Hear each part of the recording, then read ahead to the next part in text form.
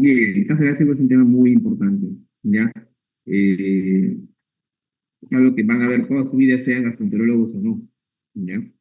Por lo cual hay que recordar sí, y afianzar ciertos puntos, ¿no? Bien, primero, un recuerdo anatómico, ¿ya? Recordar que el estómago tiene partes, de ahí esas partes van a ser muy importantes, ¿ya? Como veremos al final, para el acercamiento terapéutico de estos pacientes, ¿ya? Contra la cirugía, por ejemplo, ¿ya? Donde el cirujano ¿qué tipo de cirugía va a hacer para poder tratar a este paciente?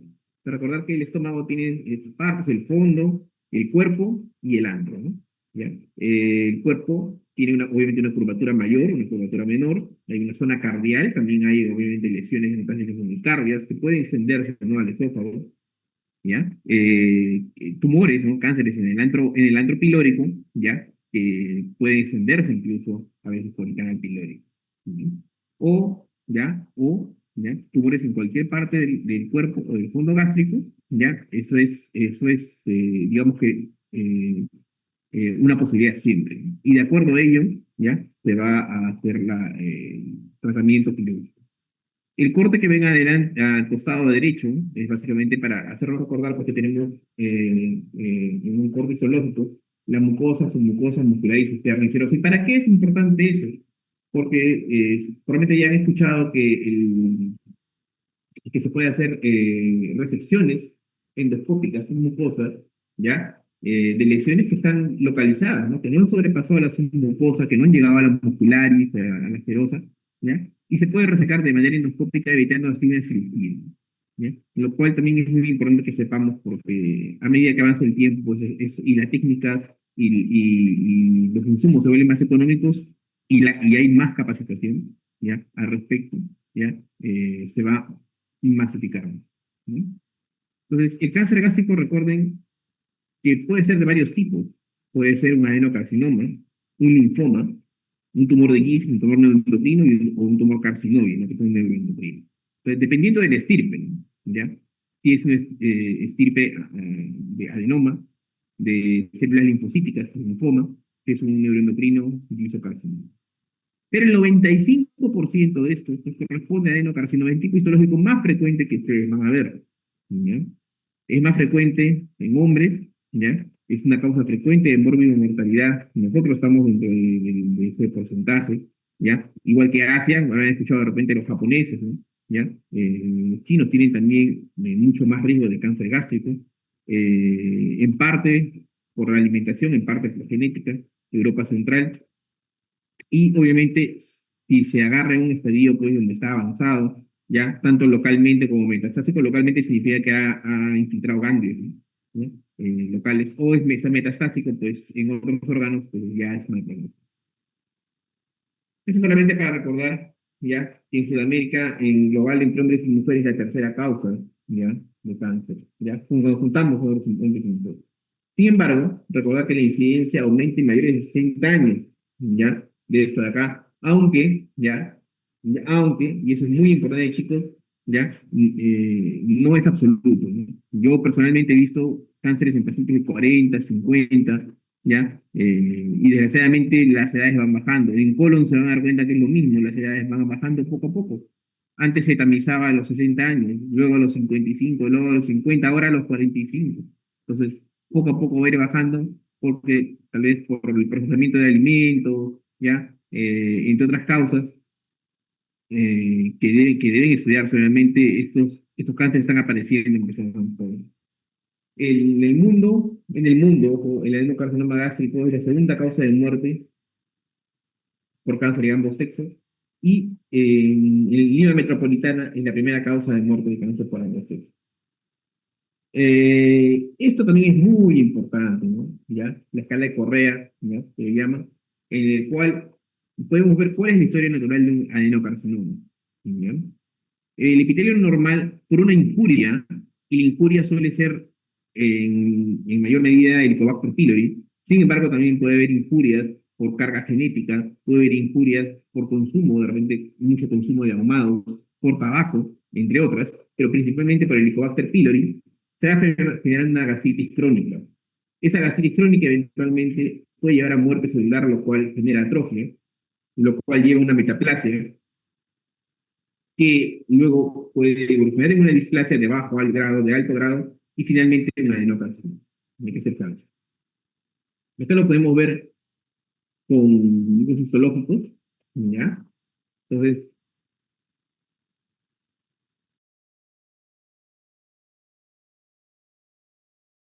¿qué es lo que dice ahí? Dice punto de no retorno, ¿ya? Miren, uno también es muy importante, ustedes van a recibir en su práctica, cuando sean médicos, ¿ya? Sean cirugistas de repente, o los que vayan a hacer gasto, van a recibir estos informes de biopsia, ¿no? Y en esos informes de biopsia les va a venir, ¿no? El paciente tiene gastritis con helicobacter, ¿ya? Lo que más nos debe interesar es si hay atrofia, metaplasia o displasia, obviamente cáncer también, pero lo que más nos debe interesar es un resultado de biopsia. Entonces, eh, ¿qué quiere decir punto de no retorno? Que la gastritis atrófica puede revertir, matas el Helicobacter pylori, controla ciertos factores como tabaco, alcohol y puede revertir. Sin embargo, la metaplasia clásicamente no. Una vez que tienes metaplasia, tienes que hacer control, ¿ya? Cada 2 o 3 años para ver que eso no esté disminuyendo más. Pero usualmente no revierte. Ahora, ¿es eso absoluto? No, ¿ya? En la práctica hay un 5 o 10% de casos aislados, muy esporádicos, que podrían revertir. Pero efectos del examen, efectos de la vida, efectos en general, la metaplasia no revierte. ¿Ya? La torquicia. Y bueno, obviamente mucho menos la displasia y el perfil. Esto es una diapositiva muy importante. ¿Ya? Mire, el Helicobacter pylori otorga 6 veces el riesgo para desarrollar adenocarcinoma gástrico, comparado con otros factores. El tabaquismo, ¿ya? 1.5 de riesgo. La gastritis crónica trófica, la metaplasia, la displasia, obviamente, un pólipo grande, haber tenido una cirugía previa, sobre todo si es por cáncer, o también puede ser antes haber operaciones por úlceras. Y el concepto es que la zona que obviamente queda empatada por el cáncer, por la cirugía, ya puede generar en esa zona, por reparaciones, mis reparaciones, puede generar un cáncer en esa zona. Es un riesgo, no es algo absoluto. Factores genéticos muy importantes, ¿no? ¿Ya? Pacientes que han tenido en primer grado con su papá, mamá, hermanos, ¿ya? Un cáncer gástrico, tienen que hacer sus chequeos, tienen que hacer sus controles, ¿ya? Y hacer controles periódicos cada 2 años, cada 3 años, porque tienen más riesgo, ¿ya? De cáncer que la población en general. Los alimentos ahumados, como les mencioné, también, ¿ya? Por ahí también están los embutidos, ya que se ve que también pueden aumentar el riesgo de cáncer de metaplasias y por ende alarga el cáncer gástrico.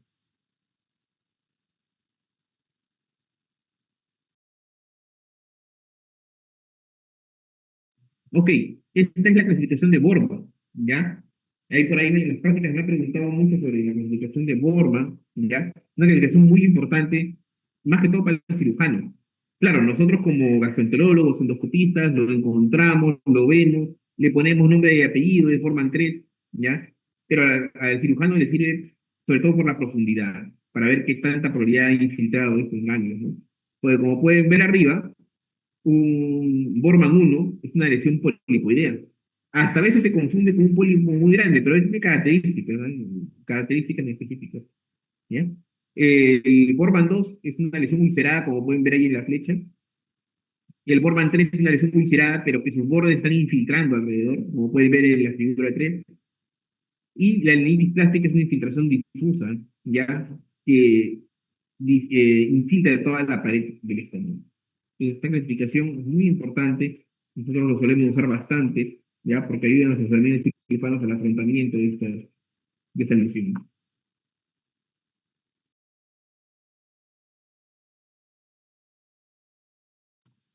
Esta es la clasificación de Paris.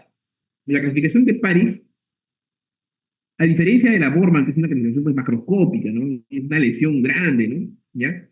Acá estas son lesiones pequeñas. La clasificación de Borman es básicamente para definir si una lesión es protruida, es plana o deprimida, ¿ya? Y se clasifica, ¿no? En 1P si es pedunculada, una S si es sésil, 0A si es una elevación plana, 0,3 si es excavada, etc. ¿Ya? Es más que todo una clasificación bueno, morfológica de lesiones pequeñas, no superficiales. Ahora los anillos patólogos también tienen su clasificación, ¿ya? si es histológica, es la clasificación de Lauren, ¿ya? O difusa, cuando es una infiltración, por ejemplo, por células en anillo de sello, ¿no? Ya que habrán escuchado mucho en patología, ¿ya? Y acá se pueden ver cuando hay una infiltración difusa, ¿ya? El estómago por esas células neutras. Ahora, eh, también está el cáncer gástrico temprano que les mencioné antes, ¿no? Y eso es muy importante que sepamos, ya porque como les dije, el cáncer gástrico temprano puede ser tributario de ser curado con una endoscopía y una disección submucosa. ¿Qué es la disección submucosa? Es básicamente retirar la lesión hasta el plano submucoso, ¿ya? Hasta el plano submucoso. Entonces, un cáncer gástrico temprano es aquel que está confinado, ¿ya? A la mucosa, está aquí, y a la submucosa, ¿ya? Está acá, ¿ya? Entonces, ¿ya? Entonces, si está confinado ahí, puede ser tributario de extraerlo por vía endoscópica.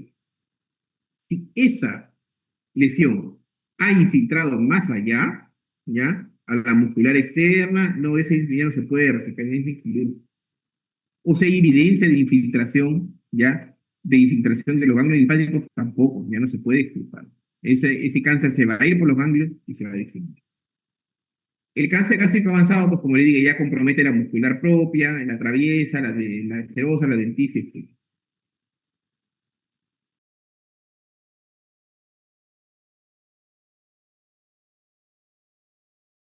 Ok, entonces, ¿cuál es la clínica de este paciente? Aunque no crean, chicos, la mayoría son asintomáticos, ¿ya? La mayoría son asintomáticos, pero no necesariamente, ¿ya? Porque también, ¿ya? Y por eso es que una dispepsia persistente, una epigastralgia persistente, muchas veces nosotros entramos en endoscopía para realizar, porque a veces nos vamos con sorpresa, ¿ya? Paciente que, bueno, tiene una distensia, piensa que es una gastritis, ¿no? Pero no mejora, no mejora. Y en ocasiones nos hemos encontrado un cáncer. Y hasta a veces lo peor de todo, acá, ¿no? Mi amiga en serio, diseminada, ¿ya? Entonces, entender de que estos pacientes pueden no tener síntomas, pero cuando tienen síntomas no hay que no escucharlos, al contrario, hay que intentar ver, ¿ya? Claro, si el paciente pues tiene una endoscopía hace 6 meses o un año, que es poco probable que tenga un cáncer, ¿no? Ahí no vamos a entrar y manejamos nomás el síntoma. Pero si el paciente viene con una epigastralgia persistente o viene con saciedad precoz, ¿no? Como, doctor, y con un poquito nomás me lleno. Claro, puede ser una gastritis severa, pero quién sabe, de repente puede ser un tumor que esté ocupando espacio, ¿ya? O viene, por ejemplo, con vómitos persistentes, ¿no? El paciente come y inmediatamente vomita, el doctor tolera, no aguanta, le duele el estómago, vomita. Peor aún, si viene con baja de peso, astenia, ¿no? Poco a poco energía, ¿ya? No tiene fuerzas, está anémico, peor todavía, ¿ya? Eso siempre es indicativo, chicos, ¿no? ¿Ya? Dolor de diastralgia, ¿no? ¿Ya? Permanente o persistente, que no mejora, y encima está anémico, es indicación para entrar en endoscopía. Y de ahí colonoscopía si no se encuentra nada, ¿ya? Es indicativo. Recuerden que las principales causas de anemia es una pérdida, ya pérdida digestiva. Salvo en las damas, que las damas pueden ser también por pérdida por la menstruación, en los varones, por ejemplo, y en caso de damas que se ha descartado la parte ginecológica, no saben por ahí, gástrico y colónico siempre es lo siguiente a descartar. Eh, Obviamente un síndrome pilórico, ¿no? Que es cuando el paciente come y a las 2 o 3 horas vomita, vomita todo lo que come, ¿no? También hay que entrar, no va a ser un caso, ¿no? Entonces, es importante, chicos, tener siempre esto presente, ¿no? La clínica de estos pacientes.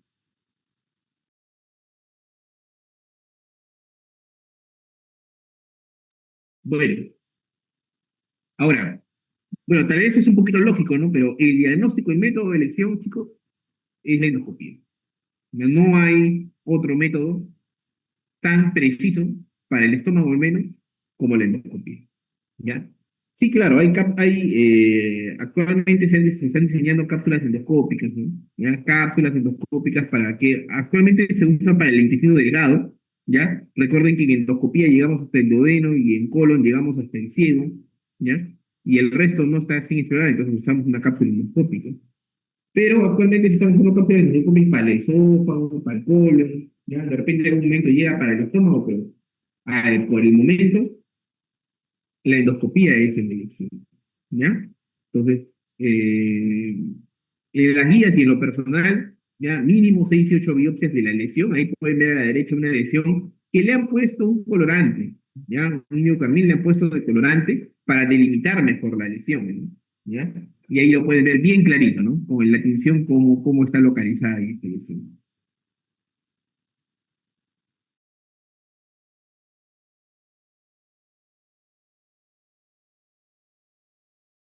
Aparte que la endoscopía pues, es el único método, al menos en el estómago, que no permite tomar bien. El resto solamente sería imagen. Antes, cuando no había, y por ejemplo, en Japón hay un programa para lo que es cáncer gástrico, muy criticado hasta por los mismos japoneses, pero que era con fluoroscopía, o sea, con placas varitadas. La placa de bario es otro método que obviamente también nos puede permitir. La placa de bario es simplemente tomar un contraste de bario, ¿ya? Que llega hasta el estómago, ¿ya? Y luego tomar placas, ¿ya? Y ver si es que hay un tipo de efecto de relleno, ¿ya? O de adición también a veces se puede ver, ¿ya? En el estómago que pudiera suceder.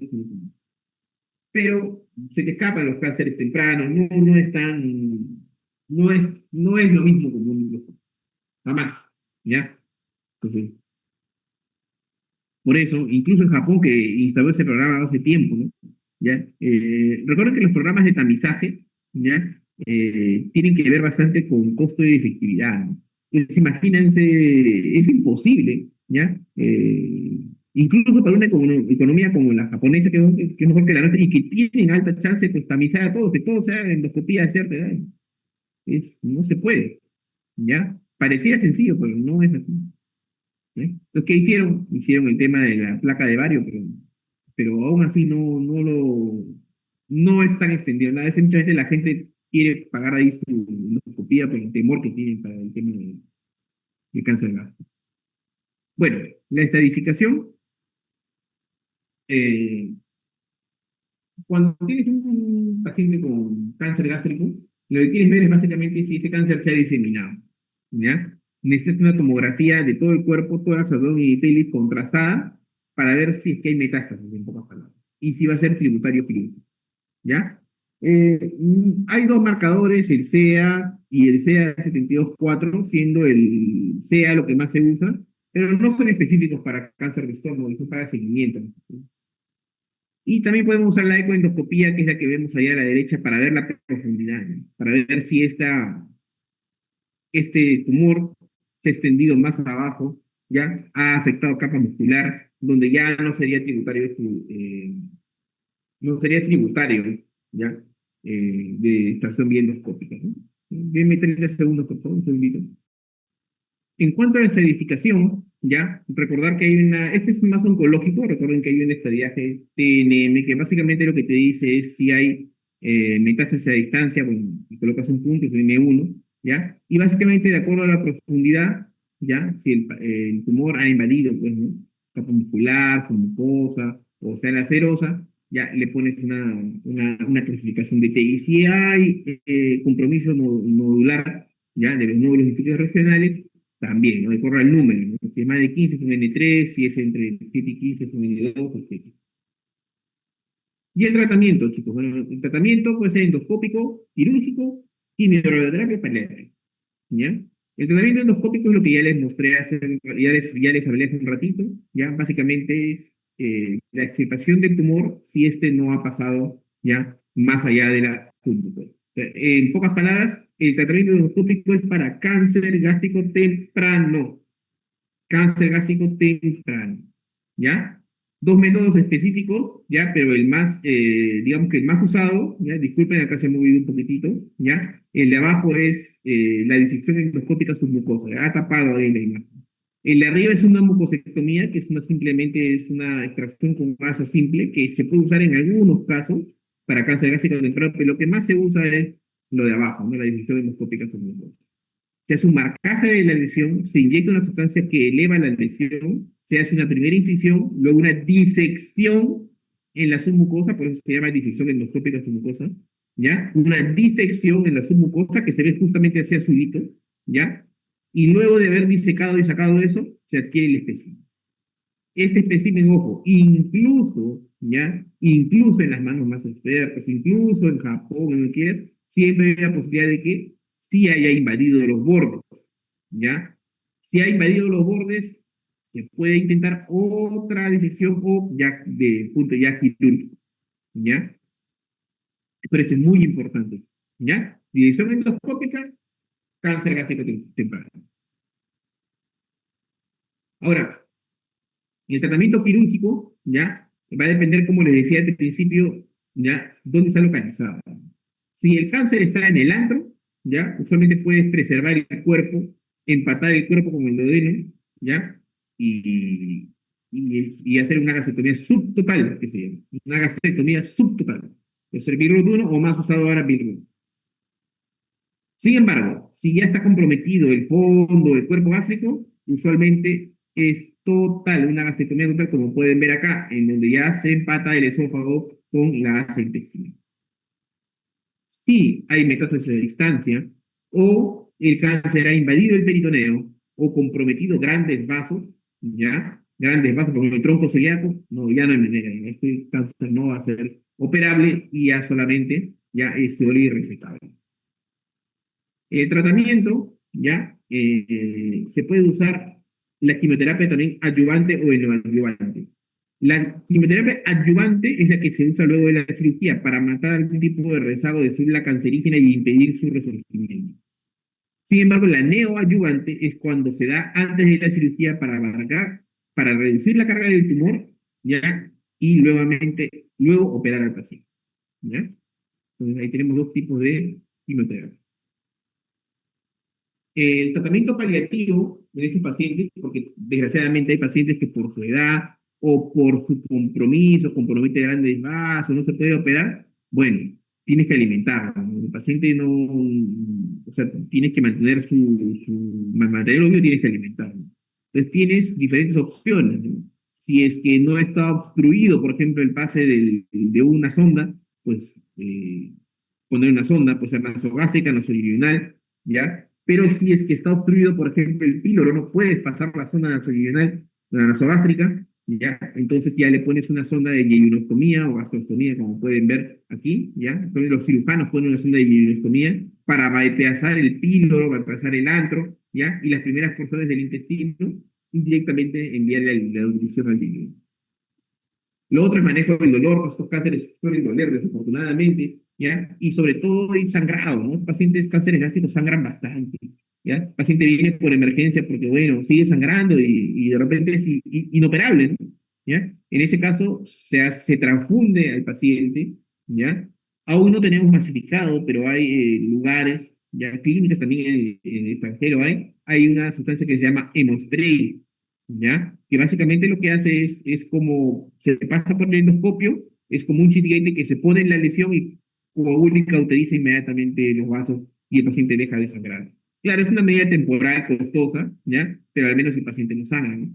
En lugares donde no hay, no está masificado en Perú, desgraciadamente, transfusión, ¿no? El paciente sangra, ¿ya? Transfundirle sangre hasta que su cuerpo mismo neutralice el vaso que esté sangrando del tumor y sostenerlo con transfusión.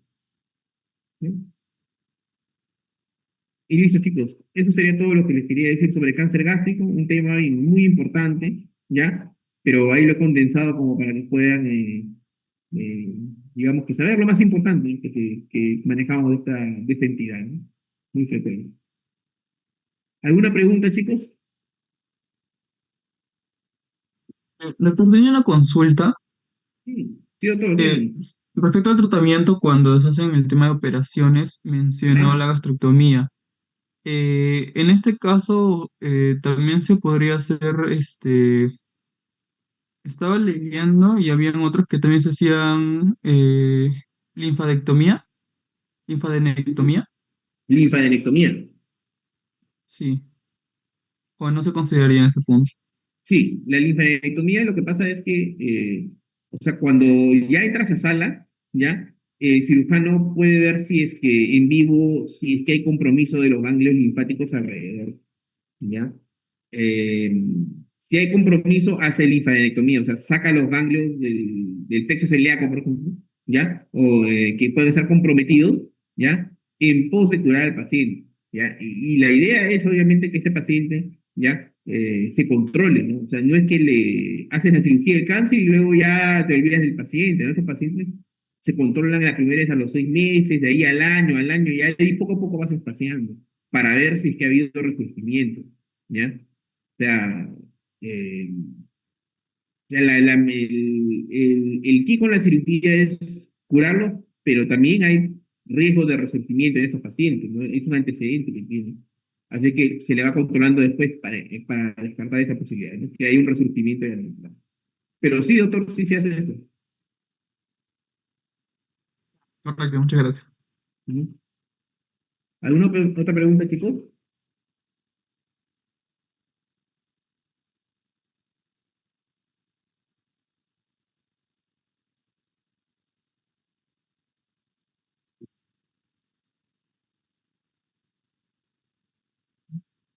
Bueno, si no hay más preguntas, ¿ya? Eso, chicos, ¿ya? Esta lámina, de las más importantes, ¿ya? Eso, chicos, ¿ya? Siempre es una pregunta muy, muy importante que se hace, ¿ya? Sobre el tema del helicobacter y su rol en el carcinoma gástrico. ¿Sí? Ok, listo. Mira, si no hay más preguntas, delegada, entonces ya daré por terminada la presentación, ¿ya? Buenas tardes, chicos, cuídense. Nos vemos en las prácticas. Hasta luego, doctor. Muchas gracias. Cuídense, chicos, buenas tardes.